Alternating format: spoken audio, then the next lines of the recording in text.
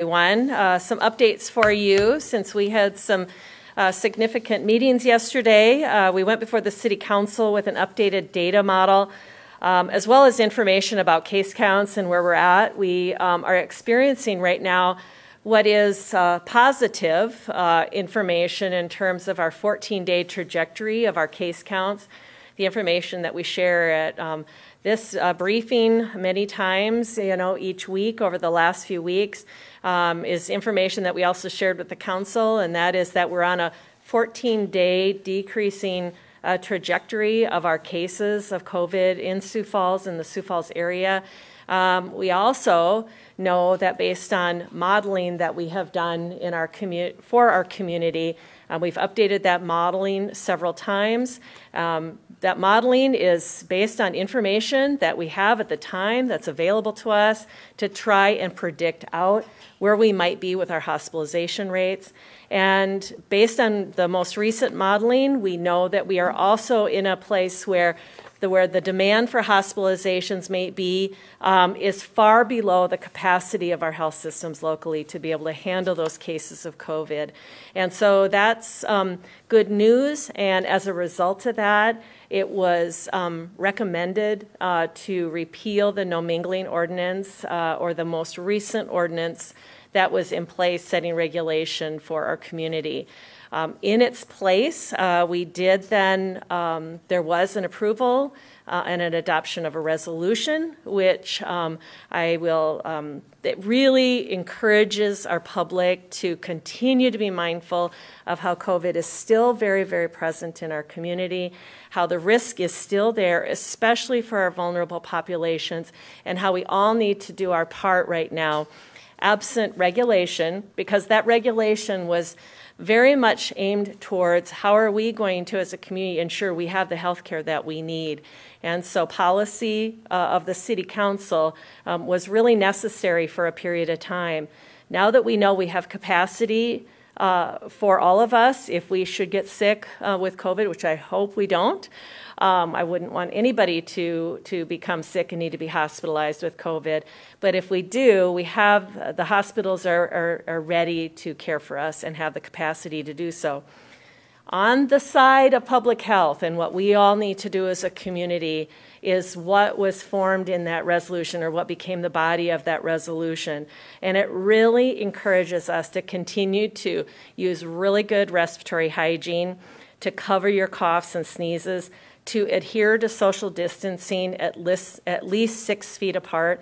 It's really encouraging all of us to wear our cloth face coverings whenever possible. When you're out in public, you're out of your home and you're out in public and you're around other people, to please consider wearing a cloth face covering. Vulnerable populations is still that group of people in our community are vulnerable populations, people over age 65 or folks in our community that have underlying health conditions and could be really at much more high risk of getting very sick if they contract COVID. Those are individuals we want to continue to be really paying attention to their social distancing, to making sure that they are taking actions to reduce their risk of COVID. We also are encouraging through that resolution what we've been saying all along, and that is, if you are sick, stay home. This is not the time to be trying to open up any level of risk in our community, and so continue to stay home if you're sick. We also want you to be mindful of your mental health and your emotional health at this time, and so we're recognizing the fact that people need to get out, they need to get out in the sunshine, need to get out for walks, need to be able to do those things that really get them, in that good mental health space, and so that's something that we encourage as well. And lastly, we're encouraging businesses to really use good judgment at this time and to make sure that they are following closely the guidance that's out there through the Centers for Disease Control, through our state, South Dakota Department of Health, and making sure that they are following those practices to ensure that social distancing as well as other hygiene practices are being followed. It's really important for them right now to make sure their staff are safe and their staff are well protected, as well as protecting their patrons. And so those are encouraged guidance that they need to be following right now. So those are the activities or the actions that were taken by the City Council yesterday. That resolution was a regulation that our Board of Health passed as well. And so that is something that the Board of Health is strongly encouraging as well. So we'll continue, our business community as they continue to be, working towards following that guidance. We still have our SOAR team that is actively working with businesses in the community and helping to provide some additional technical assistance. And so we really encourage the use of SOAR resources right now as well. So we'll continue to update the City Council on, and the public through a number of platforms that we'll engage in going forward. So we'll be doing council presentations regularly. We'll be continuing to show daily updates on our dashboard on siouxfalls.org/COVID-19. We're going to have active social media updates, and then weekly data will be sent out to the media every week through a news release and a weekly email. If we start seeing changes and we start seeing things that we need to be making sure the public's aware of, we will continue to do media briefings as they are necessary.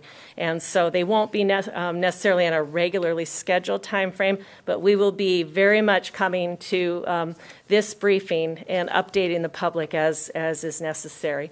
So with that, I'll take any questions. You said you're confident in capacity capacity of, I guess, hospital beds if something happens. Is that just one part of a fallback if the cases start to shoot upwards? So the question is the hospital capacity just one of the fallback overall measures? Fallback plan, just in case the numbers start to spike. Well, certainly that, I've been talking about this in two different perspectives to answer your question about what I think was your question. First off, there's that policy side, and that's what the City Council was really charged with, and that's in their domain, if you will, is setting that policy for the city. And that was really based on making sure we have that capacity to be able to have people be served if they get sick and need to be hospitalized with COVID. So that was that on that policy side. And public policy. And then there's on the public health side, and that's all the other measures that we'll continue to be doing. We have to educate the public. We want to make sure that people are aware of what's happening in our community and what they can do to protect themselves, and make sure that we're providing the technical assistance through avenues like SOAR, and make sure that we are monitoring daily where we're at with this, and working closely with our partners to make sure that we're mitigating the spread as much as possible in our community. All right, thanks very much.